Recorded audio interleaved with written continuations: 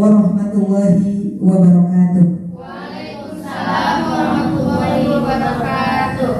Sepertinya kita semua tegang. Apalagi saya sangat tegang sekali. Untuk menghilangkan tegang ini, mari kita ice breaking terlebih dahulu. Ibu-ibu, jika saya katakan tepuk satu, maka ibu tepuk tangan satu dan katakan go. Go. Coba ibu-ibu tepuk satu. Go. Bapak Jamal tepuk satu. Go. Tepuk satu, saya bilang tepuk satu, tapi tepuknya tetap dua. Tepuk satu, Go. tepuk dua, hus, hus. Tepuk dua, Hus. tepuk tiga, yes. Ya, kalau tepuk satu, Go. Hus. Yes. siap. Ya Bapak Ibu, tepuk satu. Go. Tepuk dua. Hus, tepuk tiga. Yes. Tepuk satu, dua, tiga. Go. Hus. Yes. Baik Bapak Ibu, apakah sudah tercerahkan? Sudah mulai hilang tegang-tegangnya? Sebenarnya bukan ibu-ibu dan bapak-bapak, tetapi saya yang sangat tegang sekali. Baiklah Bapak Ibu yang terhormat, Ibu Kepala Sekolah SD 1 Padasuka, Yang semoga mudah-mudahan selalu diberi kesehatan. kemudian Yang saya hormati para Dewan Guru SD 1 Padasuka, alhamdulillah alhamdulillah pada hari ini kita dapat berkumpul dalam kegiatan penyimbasan penerapan budaya positif.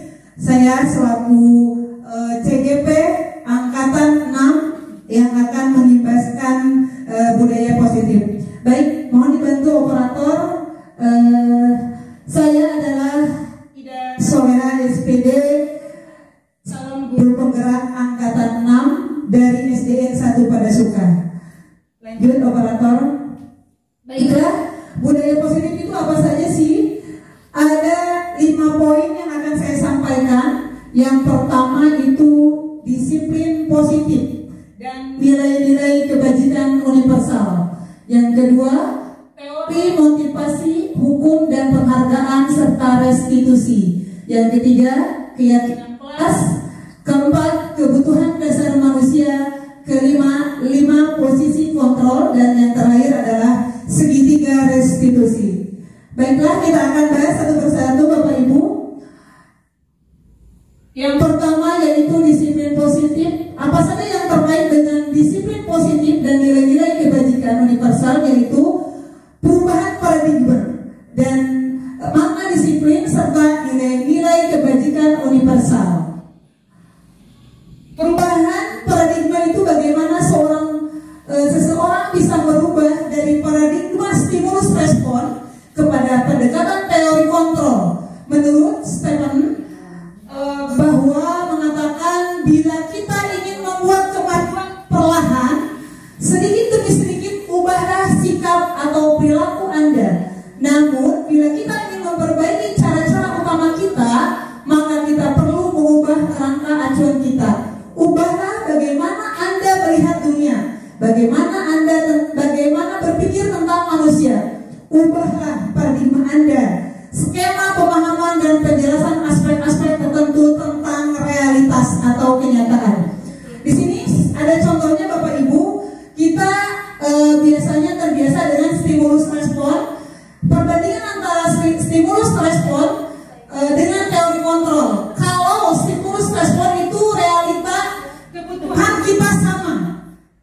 Menurut teori kontrol, realita kebutuhan kita tidak sama. Tentunya dengan anak pun demikian. Setiap anak mempunyai keunikan masing-masing. Tentunya memiliki kebutuhan yang berbeda. Selanjutnya, semua orang melihat hal yang sama. Setiap orang memiliki gambaran berbeda. Ya.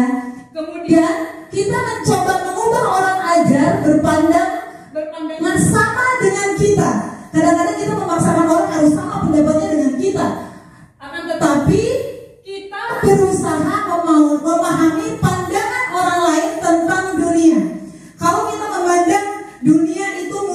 beda antara saya dengan Bapak Ibu. Saya memandang dunia mungkin lebih seperti anak-anak yang mereka tidak semua siswa suka dengan pelajaran matematika. Mungkin berbeda, anak yang satu suka matematika dengan anak yang satu lagi suka dengan pelajaran IPA. Seperti itu. Kemudian perlakuan buruk dilihat sebagai suatu kesalahan. Kadang-kadang kita sesuatu yang buruk itu kita anggap sebuah kesalahan.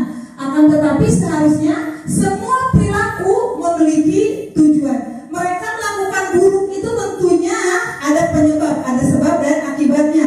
Jadi tidak mungkin melakukan sesuatu itu tidak ada tujuannya. Kemudian orang lain bisa mengontrol saya. Seharusnya hanya Anda yang mengontrol diri Anda. Kita biasanya bagaimana kalau kita dikontrol oleh orang lain, diatur oleh orang lain, bagaimana perasaannya? Tentunya ada merasa tertekan, tidak bebas. Tapi yang mengontrol kita, diri kita adalah kita sendiri. Ya, seperti itu. Kemudian pemaksaan ada pada bujukan gagal. Kadang-kadang kita tuh membujuk, ayo nak, kamu harus bisa matematika, pelajaran ini tentang segitiga. Tetapi anak itu malas gitu atau tidak ada kemauan. Seharusnya bagaimana? Nah, bujukan-bujukan seperti itu adalah bujukan gagal. Seharusnya kolaborasi dan konsensus menciptakan pilihan-pilihan baru. Jadi menanyakan, nah maunya seperti apa? Jadi jangan memaksakan apa yang kita inginkan, tetapi kita harus tahu kebutuhan anak yang diinginkan. Kemudian model berpikir menang kalah. Kita kadang-kadang berasa kalah, berasa menang. Seharusnya bagaimana? Pikiran kita tuh harusnya menang, tapi tidak menang kalah. Oke, lanjut. Apa sih makna disiplin? Ada yang tahu apa sih disiplin, ibu-ibu? Saya tidak tahu dengan disiplin. Sepengetahuan ibu-ibu, bapak ibu, apa sih disiplin? Aturan yang harus ditaati. Terus apa lagi? Bapak jawab apa kira-kira sih disiplin itu? Ya, taat sama peraturan yang sudah dibuat. Mohon diulangi ya Bapak Jamal. Menurut pendapat saya, jadi yang dimaksud dengan disiplin artinya mengikuti peraturan yang dibuat secara bersama gitu. Itu ya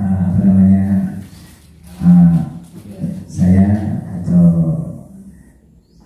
arti daripada disiplin gitu ya. Itu menurut pendapat saya. Nggak tahu pendapat yang lain mungkin berbeda. Oke, terima kasih Bapak Jamal. Menurut Bapak Jamal tadi yang sudah disampaikan, mari kita lihat ke materi yang akan saya sampaikan. Ketika kita mendengar kata disiplin, pasti berhubungan dengan peraturan, betul? Ada rasa ketakutan.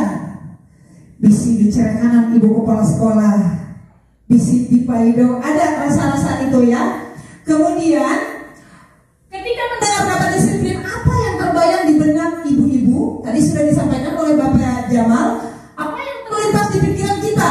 Kebanyakan orang akan menghubungkan kata disiplin dengan kata tertib, kemudian teratur dan kepatuhan kepada peraturan.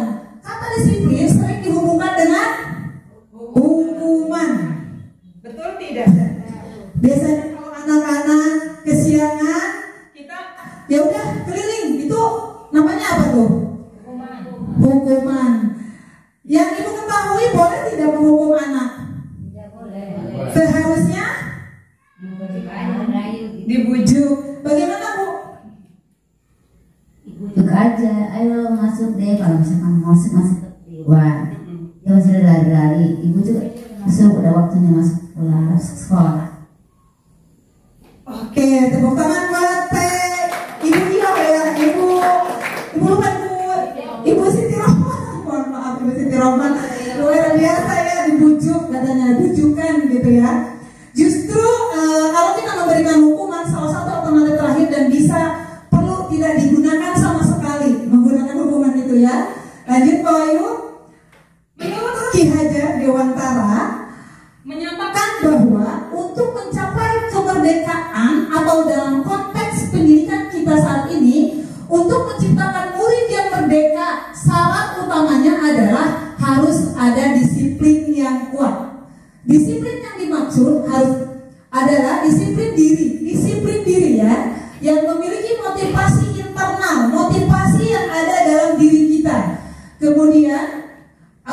jika kita tidak memiliki motivasi internal, maka akan dibantu dengan motivasi eksternal, yaitu berasal dari luar. Disiplin dari diri dapat membuat seseorang menggali potensinya menuju kepada sebuah tujuan mulia, sesuatu yang dihargai dan mempunyai makna, ya Bapak Ibu.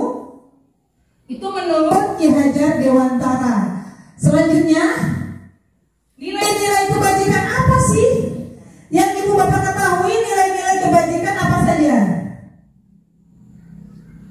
Ayo, apa saja kira-kira nilai-nilai kebajikan yang harus kita tanamkan kepada anak-anak kita? Nilai-nilai kebajikan seperti apa yang sudah Bapak Ibu lakukan kepada diberikan kepada anak-anaknya? Apa saja Bapak Ibu? Mandiri, apalagi? Berteman baik, bertanggung jawab, saling memaafkan, apalagi? Bekerja sama. Baik Bapak Ibu, jadi Bapak Ibu sudah paham ya apa sih nilai-nilai kebajikan itu yang tadi Bapak Ibu sebutkan salah satunya. Jadi menurut Ki Hajar Dewantara maupun DIN mengemukakan disiplin sebagai bentuk kontrol diri, yaitu belajar untuk kontrol diri agar dapat mencapai suatu tujuan mulia. Tujuan mulia di sini mengacu pada nilai-nilai atau prinsip-prinsip mulia yang dianut seseorang. Kita namakan nilai-nilai tersebut sebagai nilai kebajikan. Nah, nilai-nilai kebajikan yang ini dicapai oleh setiap anak se-Indonesia yang kita kenal sebagai apa? Sebagai apa? Profil pelajar Pancasila. Apa saja sih? Siapa yang mau menyebutkan apa saja sih profil pelajar Pancasila?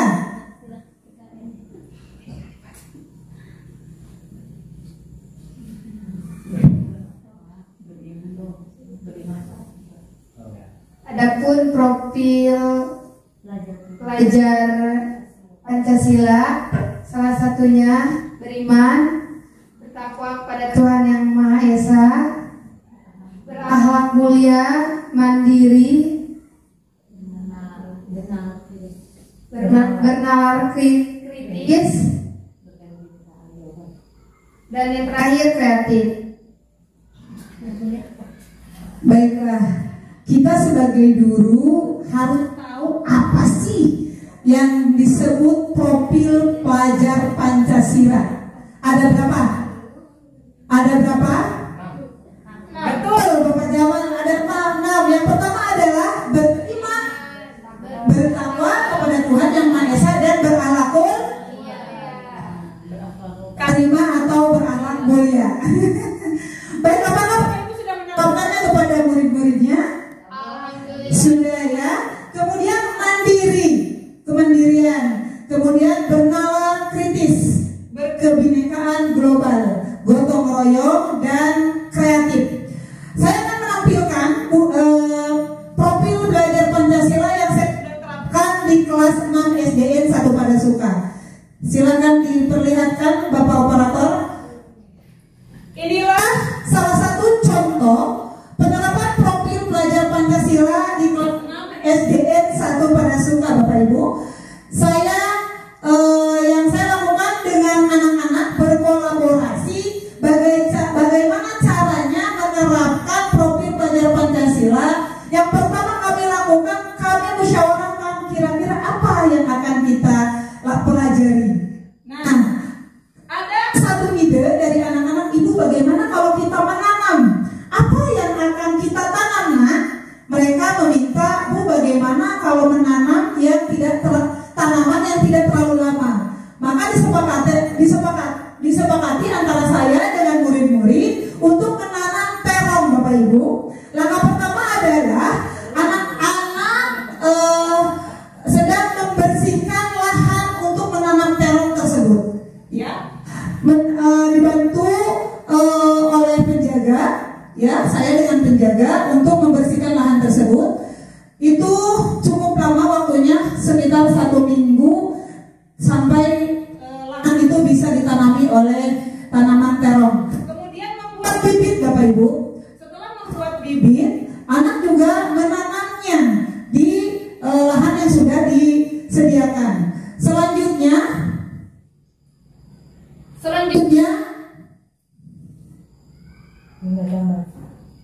lihat Bapak Ibu, prosesnya itu saya buat menjadi 6 kelompok. Yang pertama itu sudah mulai ada daun-daunnya. Kemudian anak-anak membersihkan, merawat, menjaga tanaman setiap kelompoknya. Dan alhamdulillah baru 2 hari yang lalu kami sudah bisa menghasilkan atau terongnya berbuah ya Bapak Ibu. Inilah hasil terongnya. Yang pertama adalah guru SD 1 Padasuka kelas 1 Ibu Haji sudah memegang 2 terong. Selanjutnya saya sendiri, kemudian ada Mas Suti dan ada Ibu Kepala Sekolah. Alhamdulillah begitu cerianya beliau ya. Dan kami pun berfoto bersama karena bersyukur sudah bisa menghasilkan hasil karya anak untuk menanam terong. Alhamdulillah Bu, saya juga langsung dimasak terongnya, langsung dinikmati. Tanya itu berapa bulan dari nanam sampai berbuah? Dari nanam sampai berbuah kalau tidak salah ini dimulai pada bulan Agustus dan baru dipetik buahnya itu 2 hari yang lalu. 2 hari yang lalu ya Bapak Ibu ya.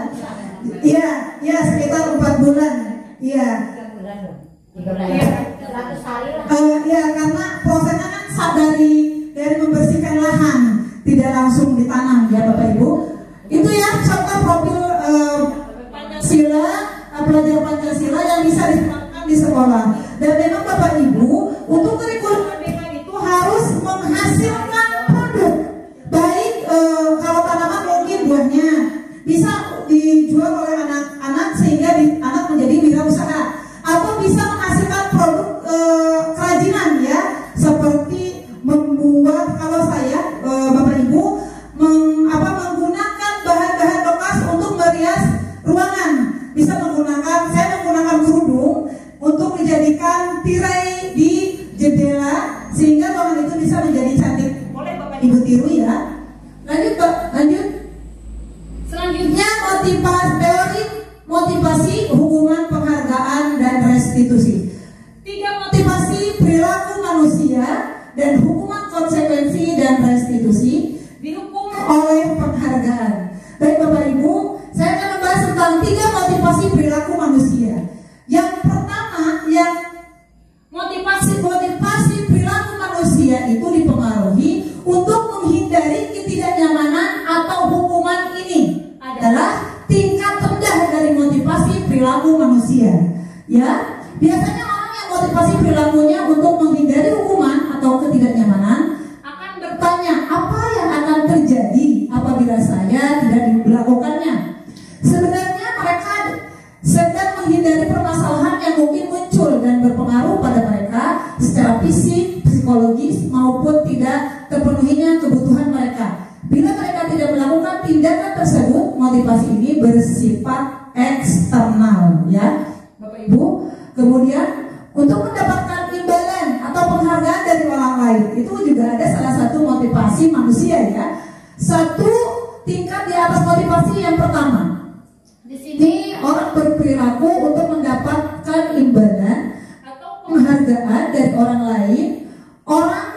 Orang pertama di sini orang berperilaku untuk mendapatkan imbalan atau penghargaan dari orang lain. Orang dengan motivasi ini akan bertanya, apa yang akan saya dapatkan apabila saya melakukannya?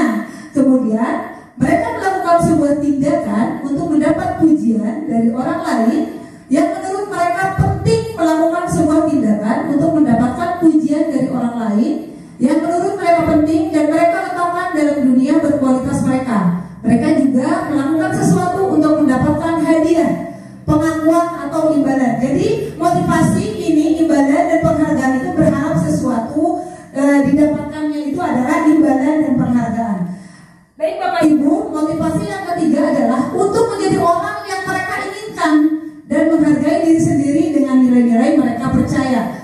Orang dengan motivasi ini akan bertanya, akan menjadi orang yang seperti apa apabila saya melakukannya. Mereka melakukan sesuatu karena nilai-nilai yang mereka yakini dan hargai. Mereka melakukan karena mereka ingin menjadi orang melakukan nilai-nilai yang mereka yakini tersebut. Ini adalah motivasi yang akan membuat seseorang menjadi disiplin positif, ya Bapak Ibu. Karena motivasi berperilakunya bersifat internal, bukan eksternal. Baik, lanjut. Selanjutnya nih Bapak Ibu, hukuman, konsekuensi, dan restitusi. Apa sih perbedaannya? Ada yang tahu? Kira-kira ada yang tahu tidak? Kira-kira hukuman itu seperti apa? Bapak Ibu, Kalau hukuman itu seperti apa? Contohnya, Bapak Ibu Ibu pernah melakukan hukuman kepada murid-muridnya? pernah atau tidak? Tidak. Pernah ya? Pernah dong. Hukuman bersifat satu arah. Biasanya ya Bapak Ibu, dari pihak guru yang memberikan dan murid hanya menerima suatu hukuman tanpa melalui suatu kesepakatan. Jadi satu arah, hanya kita sebagai guru yang menentukan, tetapi tidak mengajak murid untuk menyetujuinya, begitu. Jadi murid hanya mengikutinya, manut saja, begitu. Kemudian bagaimana dengan konsekuensi? Ada yang tahu apa sih konsekuensi? Baik Bapak Ibu, sudah terencana ya Bapak Ibu. Kalau konsekuensi itu sudah terencana atau sudah disepakati antara murid dengan siswa atau antara murid dengan guru maksudnya ya, dan sudah disetujui Antara murid dengan guru secara bersama-sama. Kemudian murid tetap dibuat tidak nyaman untuk jangka waktu pendek. ya. Biasanya tetap anak merasa terpaksa saja gitu ya dalam jangka waktu pendek. Dan konsekuensi biasanya diberikan berdasarkan suatu data yang umumnya dapat diukir. Misalnya, setelah 3 kali siswa tugasnya tidak diselesaikan pada batas waktu yang diberikan, maka harus menyelesaikan tugas karena ketertinggalannya. Jadi diberikan sanksi gitu, seperti sanksi ya Bapak Ibu. Ketika siswa itu tidak menyelesaikannya, maka baru diselesaikan setelahnya. Kemudian apa sih restitusi? Restitusi adalah sebuah proses menciptakan kondisi bagi murid untuk memperbaiki kesalahannya Bapak Ibu, sehingga mereka bisa kembali kepada kelompok mereka dengan karakter yang lebih kuat. Jadi membuat anak lebih kuat. Pendekatan restitusi untuk menciptakan disiplin positif Bapak Ibu. Kemudian ketika murid berbuat salah, guru akan menanggapi dengan mengajak murid berefleksi tentang apa yang dapat mereka lakukan untuk memperbaiki kesalahan mereka, sehingga mereka menjadi pribadi yang lebih baik dan menghargai dirinya. Jadi kita tidak menghakimi murid Bapak Ibu, tetapi menanyakan kenapa, Memangnya kenapa gitu ya, kesalahannya apa. Jadi kita juga memaklumi, baik kalau sekiranya apa yang kamu lakukan mungkin juga ibu akan melakukan itu gitu. seperti itu. Tuh. Lanjut. Disinilah perbedaannya Bapak Ibu. Jelas sekali ya Bapak Ibu. Identitas gagal. Hukuman itu termasuk kepada identitas gagal. Kemudian kalau identitas sukses itu apa saja? Yang termasuk disiplin ya, yaitu konsekuensi dan restitusi. Kalau hukuman itu sesuatu yang menyakitkan harus terjadi. Kalau dihukumkan anak, ayo lari, belum tentu anak itu mau ya, tapi terpaksa karena takut dia mengikuti kita. Kalau konsekuensi sesuatu yang harus terjadi karena sudah disepakati. Restitusi lebih bagus sekali. Restitusi merupakan pilihan. Kemudian tidak nyaman untuk murid dalam jangka waktu panjang ya Bapak Ibu. Tidak nyaman untuk murid dalam jangka waktu pendek untuk konsekuensi. Restitusinya menguatkan untuk murid anak dalam jangka waktu panjang. Menguatkan Bu, dalam waktu panjang itu kita menggunakan restitusi. Selanjutnya korban mendapatkan keadilan. Korban bisa diabaikan. Korban mendapatkan ganti. Kemudian murid atau anak akan tersakiti, tapi konsekuensi murid atau anak dibuat tidak nyaman. Restitusi, murid anak mendapatkan penguatan. Ya Bapak Ibu. Selanjutnya negatifnya untuk hukuman, awas kalau dilakukan lagi ya nanti awas kamu. Jadi kita bahasanya menekan kepada anak, awas ya kalau kamu tidak masuk besok. Jadi bahasa-bahasa itu yang kadang-kadang membuat anak tidak nyaman dan merasa takut. Lalu bagaimana? Mana dengan konsekuensi netral Bapak Ibu? Lakukan apa yang saya katakan, ya. Jadi apa yang kita katakan supaya melakukannya. Kalau restitusi itu positif. Apakah hal ini yang sesungguhnya ingin kamu lakukan? Jadi kita menanyakan, apakah hal ini sesungguhnya yang ingin kamu lakukan? Ketika anak melakukan kesalahan, kita tanyakan, nah, apakah ini yang ingin kamu lakukan? Pasti mereka berkata, tidak Bu, sebenarnya saya tidak mau memukul dia, tapi dia dulu yang memukul saya, gitu. Jadi dia nanti mengutarakan apa yang ada di hatinya. Kemudian mode paksaan, stimulus respon, teori kontrol, ya Bapak Ibu. Kemudian Mendorong menyalahkan diri, itu mendorong kepatuhan, mendorong disiplin positif, konsep diri buruk, konsep diri baik, konsep diri kuat. Berbeda sekali ya Bapak Ibu. Murid anak belajar menyembunyikan kesalahan, murid anak belajar taat peraturan, murid anak belajar memecahkan masalah, mencoba mengontrol anak dengan penguatan negatif, membayar impas kesalahan, mencoba mengontrol anak dengan penguatan positif. Anak paham bahwa dirinya sendiri yang pegang kendali kontrol. lanjut.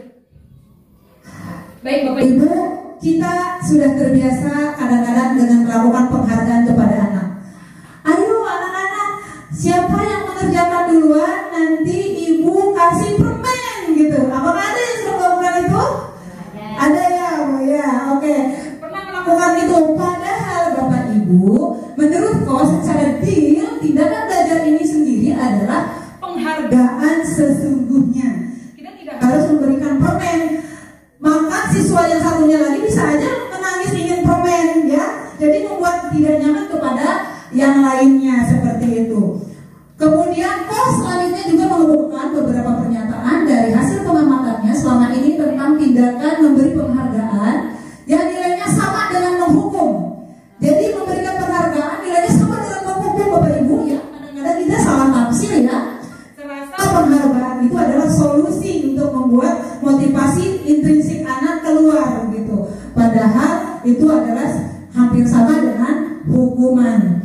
Suatu penghargaan adalah suatu benda atau peristiwa yang diinginkan yang dibuat dengan persyaratan. Hanya jika Anda melakukan hal ini, maka Anda akan mendapatkan penghargaan yang diinginkan. Ketika seorang diberi penghargaan atau pujian di depan orang banyak nih Bapak Ibu, maka yang lain akan merasa iri, ya. dan sebagai Dan dari mereka akan tidak menyukai orang yang diberikan penghargaan tersebut. Memberikan penghargaan dan hukuman adalah hal yang sama, tuh Bapak Ibu. Karena keduanya mencoba mengendalikan perilaku seseorang. Karena orang pada dasarnya tidak suka dikendalikan, dan dalam jangka waktu lama penghargaan akan terlihat sebagai hukuman, ya. Jadi perlu diketahui lagi oleh Bapak Ibu bahwa penghargaan itu hampir sama dengan hukuman itu. menurut Kok ya begitu. Lanjut. Selanjutnya nih Bapak Ibu, keyakinan kelas. Apakah Bapak Ibu sudah membuat keyakinan kelas? Atau biasa kita membuat dengan peraturan kelas? Biasanya membuat keyakinan kelas atau peraturan kelas? Peraturan kelas yang biasanya mah. Biasanya peraturan kelas ya Bapak Ibu. Baik. Keyakinan kelas merupakan nilai-nilai kebajikan universal. Coba contoh kalau peraturan biasanya kalimatnya seperti apa? Datang harus sebelum. Tidak boleh datang terlambat. gitu Ya.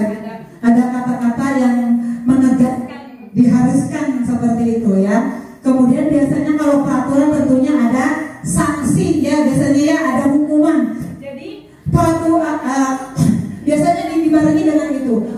Kemudian Bapak Ibu, beda dengan keyakinan Bapak Ibu. Kalau keyakinan adalah impian-impian anak. Mau seperti apa sih kelasnya? Belajarnya mau seperti apa? Kadang-kadang kita merasa nyaman di kita ya, tapi anak belum tentu nyaman loh. Saya juga baru menyadari itu Bapak Ibu. Kita kadang-kadang senyaman kita aja nih ngajar, padahal anak-anak tidak nyaman. Harusnya kita tanyakan, mau kelas seperti apa anak-anak? Bu, saya sebenarnya pengen kelasnya bersih. Ya supaya kelas bersih harus bagaimana? tentunya Harus ada solusi.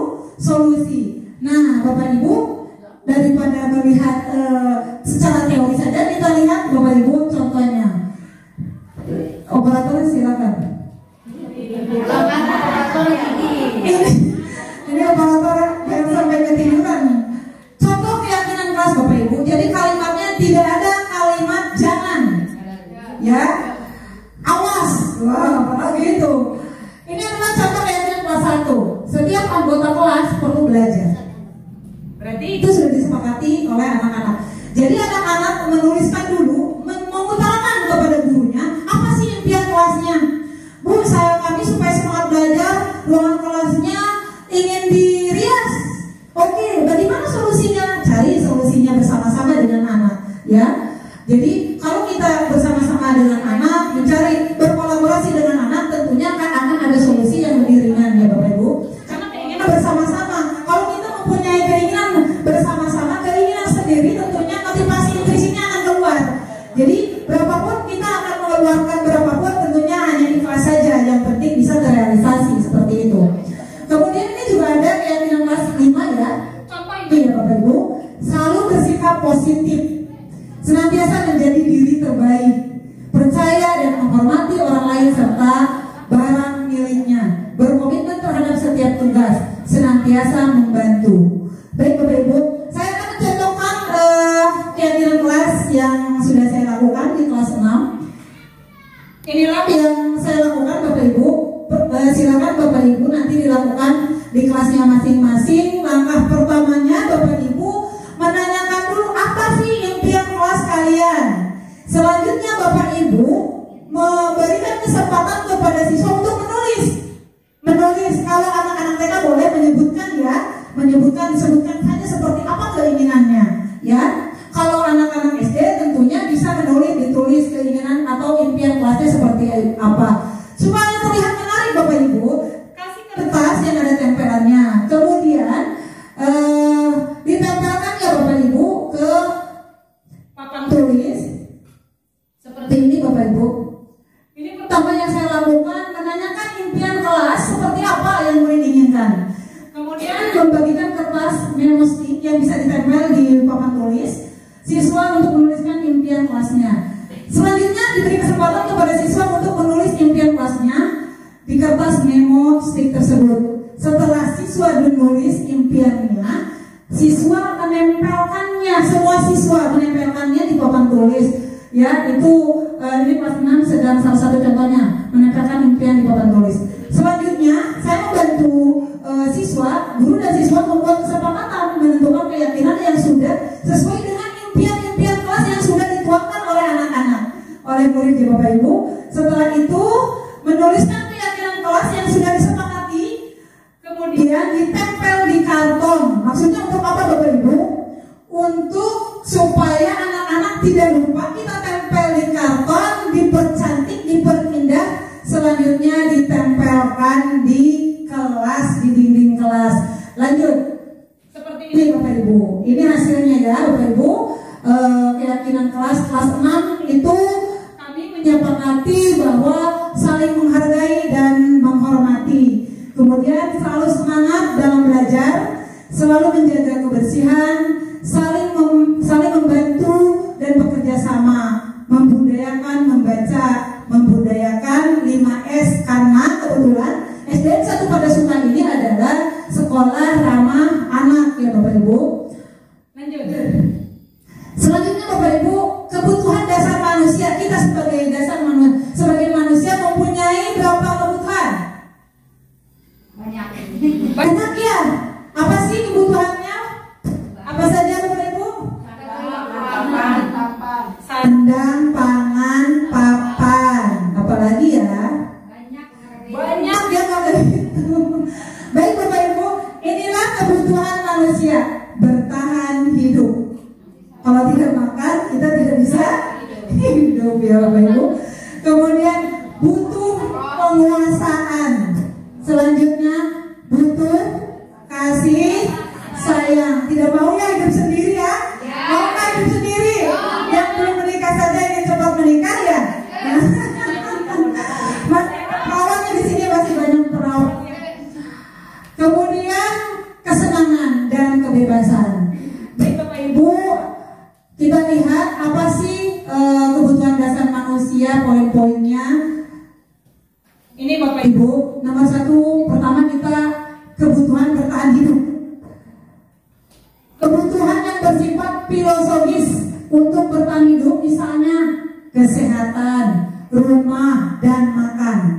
Yang tadi disebutkan itu disebut kebutuhan bertahan hidup.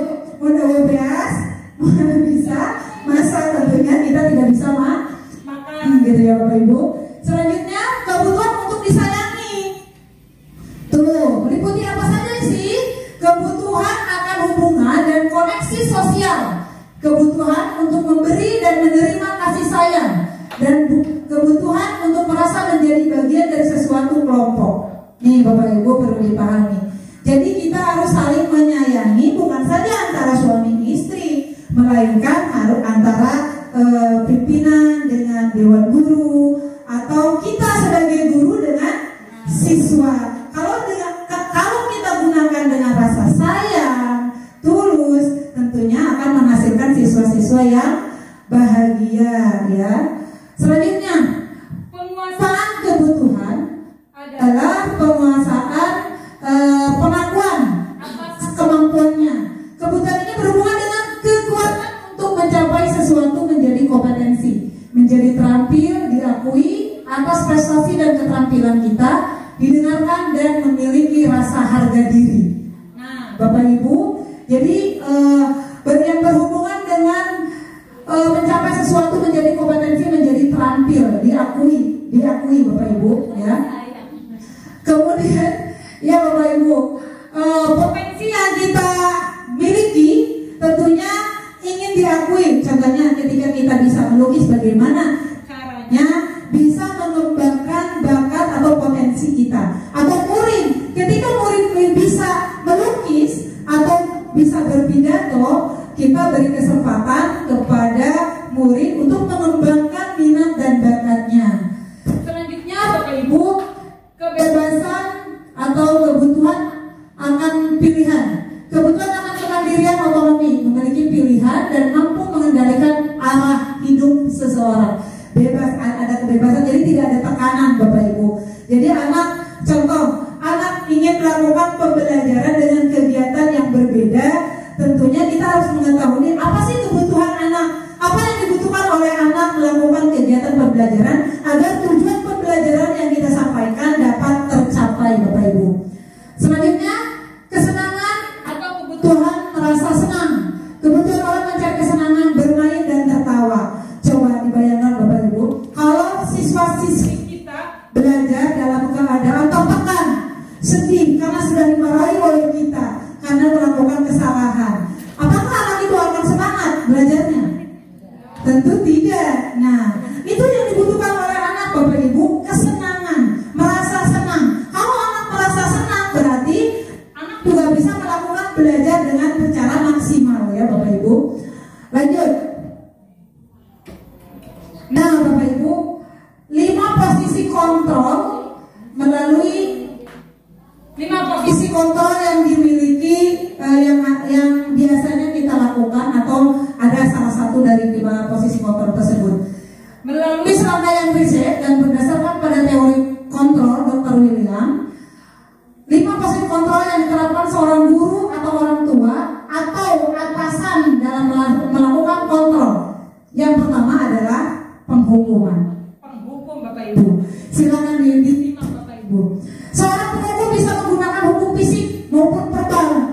Jadi dengan kata-kata, bukan hanya dipukul saja Bapak Ibu, tetapi dengan kalimat yang tidak mengenakan pun itu pun tidak baik ya Bapak Ibu. Orang-orang yang menjalankan posisi penghukum senantiasa mengatakan bahwa sekolah memerlukan sistem atau alat yang dapat lebih menekan murid-murid lebih dalam lagi. Guru-guru yang menerapkan posisi penghukum akan berkata, patuhi aturan saya atau alas. Nah, gitu ya. Kamu selalu salah. Dengan nada-nada yang tidak disukai oleh anak-anak ya Bapak Ibu, pasti selalu terakhir gitu. Jadi dengan bahasa, kalau anak-anak terlambat, anak ada yang terlambat, kita mengatakan dengan muka yang kecut gitu ya, yang membuat anak takut, pasti selalu terakhir kamu gitu. Kemudian guru seperti ini senantiasa percaya hanya ada satu cara agar pembelajaran bisa berhasil, yaitu cara dia, dan dengan caranya dia sendiri, tetapi tidak memikirkan hak anak. Kemudian yang kedua, pembuat merasa bersalah nih Bapak Ibu. Saya juga sering melakukan ini. Pada posisi ini biasanya guru akan bersuara lebih lembut. Membuat rasa bersalah akan menggunakan kandungan yang membuat orang lain merasa tidak nyaman,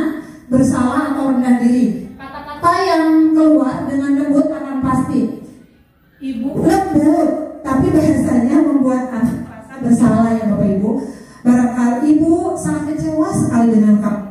Kadang-kadang aku geus-geusnya marah geus gitunya, tadi dilembutkan tapi penuh penekanan gitu. Ya, gimana coba kalau orang tahu, kalau orang tua kamu tahu kamu tidak belajar. Gimana coba kalau kamu tidak melaksanakan tugas, nanti ibu yang dimarahi oleh kepala sekolah. Nah, kalimat-kalimat seperti itu seharusnya tidak kita sampaikan kepada anak-anak Bapak Ibu. Di posisi ini, murid akan memiliki penilaian diri yang buruk Bapak Ibu tentang diri mereka. Murid mereka tidak merasa dihargai dan telah mengecewakan orang-orang disayanginya. Karena mereka anak-anak juga tentunya menyayangi kita ya Bapak Ibu. Jadi merasa bersalah kalau saya tidak mengerjakan tugas. Oh, seberat Ibu Ida nanti dimarahi kepala sekolah gitu. Tapi ada rasa bersalah. Seharusnya itu tidak boleh Bapak Ibu. Lanjut, teman.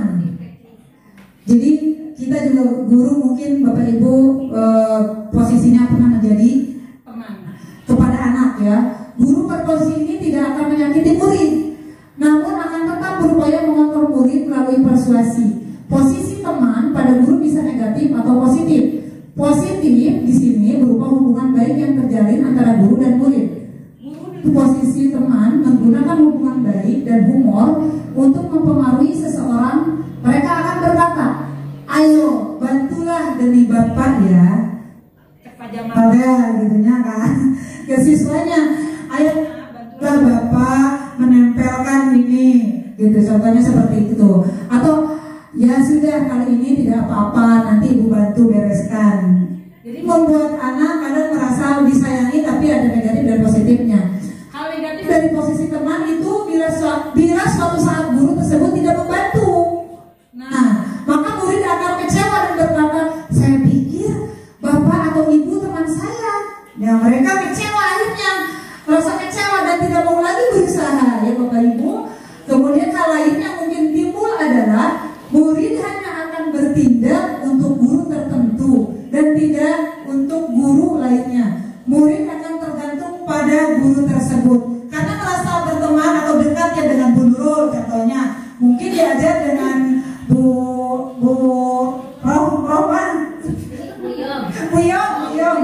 Yom diajar dengan Bu Yom tidak mau karena dekatnya dengan Bu Nurul seperti itu. Lanjut.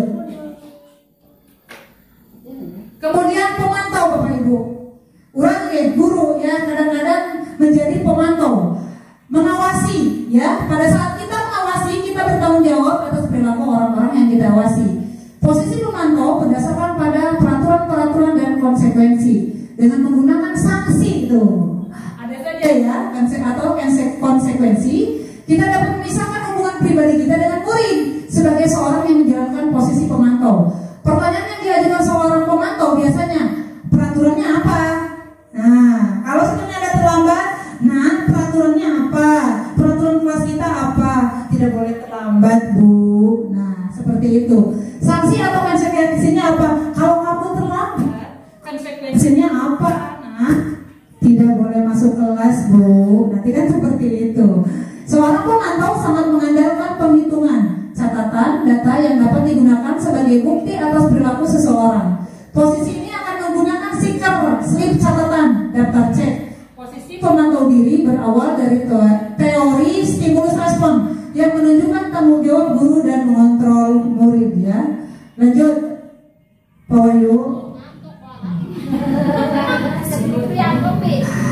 Lanjut, nah ini Bapak Ibu yang harusnya kita lakukan sebagai guru, yaitu berada di posisi manajer Bapak Ibu. Posisi ini di mana guru berbuat sesuatu bersama dengan murid, mempersilahkan murid mempertanggungjawabkan perilakunya, mendukung murid agar dapat menemukan solusi atas permasalahannya sendiri. Jadi memberikan solusi kepada murid, bukan menghukum Bapak Ibu. Seorang manajer telah memiliki keterampilan di posisi teman maupun pemantau ya. Dan dengan demikian bisa jadi di waktu-waktu tertentu kembali kepada kedua posisi tersebut bila diperlukan. Namun bila kita menginginkan murid kita menjadi manusia yang merdeka, mandiri dan bertanggung jawab, maka kita perlu mengacu kepada restitusi ya Bapak Ibu. Biasanya guru yang posisi kontrolnya di manajer manajer itu berkata apa yang kita yakini, ya Bapak Ibu. Kemudian apakah kamu meyakininya? Bahasanya lembut dan teratur, tidak menyinggung perasaan peserta didik kita ya Bapak Ibu. Lanjut. Ini Bapak Ibu. Ibu yang terakhir adalah segitiga restitusi yang tadi dijelaskan tentang restitusi. Nah, ini kita bisa lakukan di sekolah terhadap anak murid kita untuk menyelesaikan permasalahan-permasalahan yang dihadapi oleh murid kita. Segitiga restitusi ini ada validasi tindakan yang salah, kemudian dilanjutkan menanyakan keyakinannya, mohon maaf, menstabilkan identitas, kemudian menyalahkan validasi tindakan yang salah, selanjutnya jadi dengan menanyakan keyakinan kelasnya. Lanjut. Bapak Ibu, yang pertama menstabilkan identitas. Bagian dasar dari segitiga bertujuan untuk mengubah identitas anak. Nah Bapak Ibu, untuk menstabilkan identitas biasanya kita melakukannya dengan berbuat salah itu tidak apa-apa gitu. Tetapi sebaiknya, nah bahasanya gitu Bu, tidak ada manusia yang sempurna. Jadi kita tidak menyalahkan anak ya Bapak Ibu. Saya juga pernah melakukan seperti itu. Bapak juga pernah melakukan seperti itu, marah terhadap teman Bapak. Tetapi sebaiknya kita tidak boleh melakukan yang sedang dilakukan oleh teman kita terhadap kita. Contohnya seperti itu Bapak Ibu ya. Kemudian Bapak Ibu tidak tertarik mencari siapa yang salah, tidak menyalahkan siapapun, baik yang sudah dia di antara siswa tersebut, maksudnya tidak ada yang disalahkan. Kamu berhak merasa begitu. Apakah kamu sedang menjadi teman yang baik buat dirimu sendiri? Jadi menanyakan, terus kamu ingin menjadi seperti apa sih? Gitu. Tentunya semua orang juga ingin menjadi orang baik ya Bapak Ibu. Kita tidak boleh menjudge. Apa yang dilakukannya tentunya ada tujuannya. Kemudian menstabilkan identitas. Bagian dasar dari segitiga bertujuan untuk mengubah identitas anak dari orang yang gagal karena melakukan kesalahan menjadi orang yang sukses. Dia mencoba untuk memenuhi kebutuhan dasarnya, namun ada benturan tuh Bapak Ibu. Kalau kita ingin dia menjadi reflektif, maka kita harus meyakinkan si anak dengan cara mengatakan kalimat-kalimat ini. Berbuat salah itu tidak apa-apa, atau tidak ada manusia yang sempurna, atau kita bisa menyelesaikan ini. Bapak Ibu tidak tertarik mencari siapa yang salah, betul. Lanjut. Selanjutnya, validasi tindakan yang salah. Maksudnya tadi yang kedua seharusnya operator nih, jangan sampai ngantuk operator, nanti ini tidak berjalan dengan lancar. Semuanya fokus dong. Ya, operator sebentar lagi. Bantuannya. Supaya tidak ngantuk, saya speaking dulu deh. Kalau saya bilang tepuk pagi, tepuk satu kali ya, tepuk pagi. Tepuk siang 2 kali ya. Tepuk siang 2 kali, tepuk sore 3 kali. Kalau tepuk malam senyap, jangan ditempel, ya. Tepuk pagi, tepuk siang, tepuk sore, tepuk malam. Keren. Ya. Sepertinya ini alhamdulillah ya, Bapak Ibu masih fokus, hanya operator yang ngantuk sepertinya ya. Waduh, bahaya, soalnya tadi saya menerangkan berulang-ulang jadinya. Ya, waduh, bahaya ini. Ya, tolong fokus sebentar Bapak Wahyu, jangan sampai kegiatan hari ini gagal karena operatornya yang mengantuk. Lanjut, validasi tindakan yang salah. Setiap tindakan kita dilakukan dengan suatu tujuan, yaitu memenuhi kebutuhan dasar. Menurut teori kontrol, semua tindakan manusia itu baik atau buruk pasti memiliki maksud tujuan tertentu ya Bapak Ibu. Kemudian bila dikatakan dengan nada tanpa menghakimi akan memvalidasi kebutuhan murid. Contoh, padahal kamu bisa melakukan yang lebih buruk dari ini. Biasanya kan saya pernah melakukannya kepada salah satu siswa saya. Kamu melakukan apa kepada teman kamu? Saya dorong Bu. Padahal kamu bisa melakukan lebih dari ini, tapi kamu bisa menahannya ya, gitu. Iya Bu, saya berusaha bersabar. Nah, berarti akan muncul kebaikan-kebaikannya ya Bapak Ibu. Lanjut. Selanjutnya yang terakhir, menanyakan keyakinan kelas Bapak Ibu. Bagaimana caranya menanyakan keyakinan kelas? Bisa dengan mengatakan apa yang kita percaya sebagai kelas atau keluarga, ya. Kemudian apa nilai-nilai umum yang kita telah sepakati. Kita menanyakan lagi kepada murid keyakinan kelas yang sudah kita buat. Jadi harusnya keyakinan kelas itu kita jalankan kan, antara guru dan murid. Ketika murid melanggarnya, maka kita tanyakan lagi, takutnya murid lupa mungkin ya. Apa sih keyakinan kelas kita, gitu, seperti itu. Apa bayangan kita tentang kelas yang ideal, seperti apa? Kalau mereka bertengkar, tentunya itu akan merusak hubungan pertemanan ya Bapak Ibu. Lanjut. Inilah Contoh segitiga restitusi. Silakan operator dibuka YouTube-nya biar dilihat kegiatan restitusi yang dilakukan oleh saya kepada siswa saya. Dibuka YouTube-nya Ida Soleha. klik. Ida Solehanya Klik. klik. Oke, Cari di bawah Bapak Wahyu. bener nundutan ya Mak. Masih sebentar lagi ya Bapak Ibu, ini yang terakhir saya akan menunjukkan bagaimana caranya melakukan segitiga restitusi. Kumpulkan ya. Ini siswa saya yang bernama Gipan. Waalaikumsalam. Selamat Gipan. Ya Gipan, kenapa kok memang sekali? Ya bisa Bu. Kamu salah apa Gipan? Tadi pas saya lomba tarik tambang, saya dikatakan curang sama si Permadani, padahal kelompok saya yang menang. Seandainya ibu di posisi Gipan, juga mungkin juga ibu akan sama seperti Gipan. Pada saat seperti itu, apa yang kamu lakukan? Saya marah Bu, saya dorong, jadi aku terjatuh. Oh begitu. Tapi kamu melakukan itu karena ada keadaan yang tertentu kan? Iya Bu, karena kelompok saya curang sama si Permadani Bu. Tidak apa-apa. Bahkan harga diri itu memang penting untuk kamu. Untuk kamu tidak melakukan yang lebih dari itu. Iya Bu, untung saya tidak memukul sampai terjatuh, hanya menengok saja. Saya kusam dan marah banget, tapi saya berusaha untuk bersabar. Kamu memilih untuk bersabar dan kamu memilih untuk tidak melakukan yang lebih dari itu kan Pak? Iya Bu. Sekarang diingat lagi, tindakan kamu mendorong dan mendekat Permadani, apakah sudah sesuai dengan keyakinan kelas? Tidak Bu. Keyakinan mana yang tidak sesuai dengan keinginan kamu Pak? Sebenarnya saya orang yang paling bisa menghargai, tapi karena suasana, emosi saya tidak bisa terkontrol lagi Bu. Gipan, kamu yakin tidak bahwa menghargai itu penting untuk kamu? Yakin Bu. Setuju, kita harus saling menghargai dan keyakinan yang sudah kita sepakati harus kita jalani, apalagi dalam keadaan kita malu kan?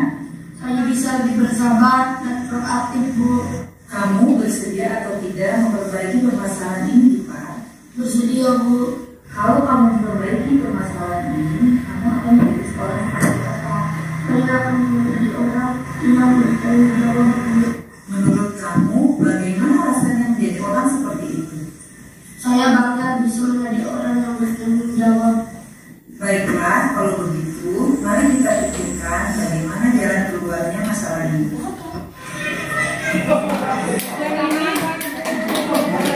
Yang ini Patan. Kebetulan siswa saya gemuk-gemuk Bapak Ibu, ya. Walaupun gurunya kecil, tapi siswanya gemuk-gemuk subur.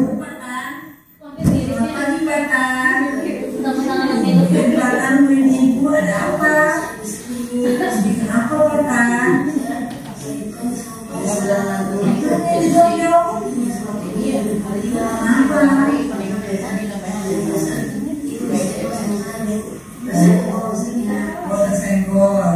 Seandainya ibu di posisi Patan, juga mungkin ibu juga akan sama, akan sedih dan marah. Setelah itu, apa yang kamu lakukan? Saya nangis dan marah, lalu saya terus tidak Bu. Kamu melakukan itu tentunya ada alasan tertentu kan? Dan saya nawari kalau saya sakit, terus saya juga kalau saya minum saya kan kalau saya marah. Dia tidak apa-apa mempertahankan harga diri sendiri itu memang penting untuk kita. Ibu, kamu tidak melakukan yang lebih dari itu ya kakak? Iya Bu, itu suatu yang dibuat pendidikan hidup. Kamu memilih untuk bersabar dan tidak lebih melakukan dari melakukan. Iya Bu. Sekarang ingat-ingat lagi tindakan kamu sewaktu marah dan juga merasa apakah sudah sesuai dengan keyakinan kelas? Iya Bu.